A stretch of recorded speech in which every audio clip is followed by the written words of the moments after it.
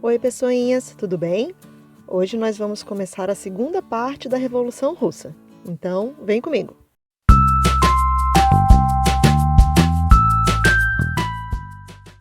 No vídeo de hoje, a gente vai ver 4 pontos principais: o governo provisório, o governo de Lenin, a Guerra Civil e o início da União Soviética. Para entender melhor, eu vou colocar aqui os grupos políticos que participaram da Revolução Russa com mais intensidade. O Partido Operário é importante conhecer porque é ele quem vai dar origem a outros grupos políticos que vão atuar diretamente na Revolução Russa. O partido existiu de 1898 até 1903 e teve um rompimento por conta de diferenças políticas entre os seus membros.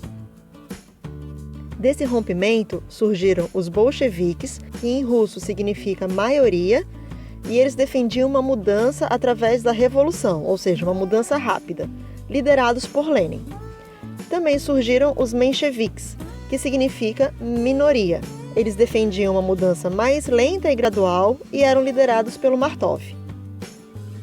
Agora sim podemos começar a falar sobre o governo provisório. Bom, se você não lembra como é que chegamos até aqui, volta no vídeo anterior que explica o início da Revolução. Então, vamos lá.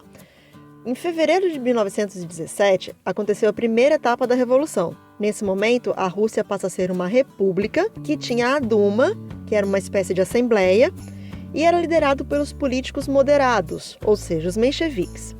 Os primeiros líderes do governo provisório foram o Lvov e o Kerensky. Nesse período, houve a redução da jornada de trabalho, a anistia, que é o retorno dos exilados, e a liberação dos partidos políticos. Porém, eles decidiram se manter na Primeira Guerra, o que provocou uma grande insatisfação de boa parte da população. E essa insatisfação vai dar mais força aos sovietes de Petrogrado. Eles eram formados por camponeses, operários e soldados. Eles faziam uma forte oposição à Duma, eram liderados por Lenin e Trotsky, que defendiam a ideia de que todo o poder deveria ser aos sovietes. E o lema principal era o paz, pão e terra. As divergências entre os sovietes e a Duma se consolidam na Revolução de Outubro de 17, quando Lenin assume o poder. É nessa segunda etapa da Revolução que tem a implementação do socialismo. E uma das primeiras medidas tomadas pelo governo de Lenin foi a saída da Primeira Guerra Mundial.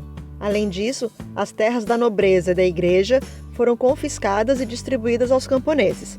Também foi estabelecida a igualdade de direitos entre homens e mulheres e a estatização de bancos e indústrias, ou seja, agora eles eram controladas pelo Estado. Mas essas decisões vão causar muito incômodo para a elite russa e eclodir na Guerra Civil de outubro de 1918 até 1921.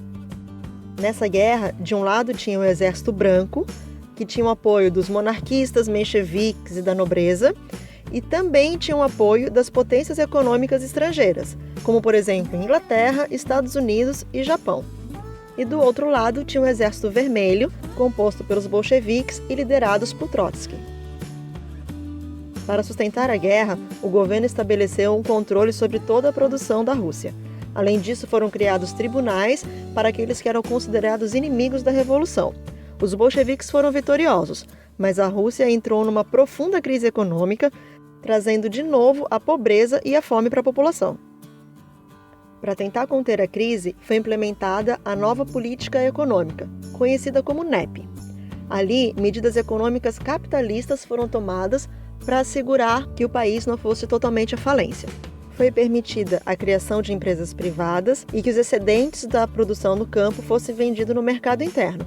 E também foi possibilitado investimentos estrangeiros. Dessa forma, foi possível recuperar a economia do campo, mas ainda não do processo industrial urbano. É nesse contexto que a gente tem a formação da União das Repúblicas Socialistas Soviéticas, ou simplesmente União Soviética. Ela foi fundada em 1922 e agregavam representantes de várias repúblicas. A União Soviética passou a controlar mais a imprensa, centralizar o poder e aplicar uma forte repressão aos seus opositores. Nesse mesmo período, Lenin se afastou por motivos de saúde e acabou morrendo em 1924, abrindo caminho para uma disputa pela sua sucessão entre Trotsky e Stalin. Trotsky acabou sendo exilado, e morto anos depois no México. Stalin assume o governo e fica até 1953 no comando da União Soviética. De maneira geral, a Revolução Russa trouxe um grande impacto para a história da humanidade. Afinal, foi o primeiro país do mundo a implementar o socialismo, promovendo muitas transformações e mudanças na vida dos trabalhadores, mas também é marcada pela forte ditadura implementada por Stalin. Então é isso. Espero que vocês tenham gostado e não esqueçam de se inscrever no canal e ativar o sininho para receber as novidades. A gente também está lá no Insta. Segue a gente por lá. Até mais e bons estudos!